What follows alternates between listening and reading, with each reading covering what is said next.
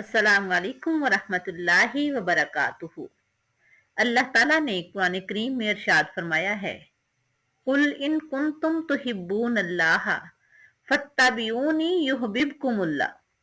ए पैगंबर सल्लल्लाहु अलैहि वालैहि वसल्लम, इनसे कह दीजिए, इन कुंतुम तुहिब्बून अल्लाह, अगर तुम अल्लाह की मोहब्बत चाहते हो, फत्तबिऊनी, तो मेरी पैरवी करो, यानी पैगंबर सल्लल्लाहु अलैहि वालैहि वसल्लम की पैरवी करो।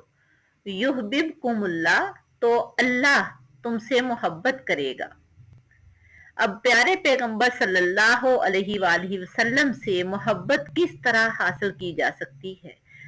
अपने प्यारे पैगंबर सल्लल्लाहु अलैहि वालैहि वसल्लम के फरामीन पर अमल करते हुए आप सल्लल्लाहु अलैहि वसल्लम के बताए हुए तरीके पर चलकर, क्योंकि अल्लाह ताला ने फरमाया है, वमा यंतिकु अनिल हवा, के पैगंबर सल्लल्लाहु अलैहि वसल्लम अपने पास से कुछ नहीं कहते, इन हुआ इल्ला वाह्यु यूहा, वो तो वही कहते हैं जो उनकी तरफ अल्लाह की तरफ से उनको वही की जाती है। तो आइए आज अपने प्यारे पैगंबर सल्लल्लाहु अलैहि वसल्लम का एक खूबसूरत फरमान पढ़ते हैं, जिसमें अल्लाह की खातर मोहब्बत करने की फजीलत बयान की गई है। सुन्ने अबी दाऊद की हदीस नंबर 3527 में प्यारे पैगंबर सल्लल्लाहु अलैहि वसल्लम ने फरमाया, अल्लाह के कुछ ऐसे बंदे हैं जो ना ही नबी होंगे और ना ही शहीद, लेकिन क़यामत के दिन अल्लाह की तरफ से उनको मिलने वाले रुतबे पर अंबिया और शुहदा भी रश करेंगे। ये वो लोग हैं जो बगैर किसी रिश्तेदारी और लेन देन के सिर्फ अल्लाह की रजा के लिए एक दूसरे से मोहब्बत करते हैं।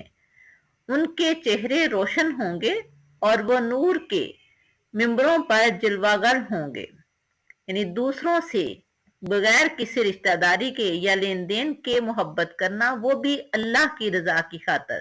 तो ऐसे लोगों का कितना अच्छा मुकाम प्यारे पैगंबर सल्लल्लाहु अलैहि वसल्लम ने फरमाया है।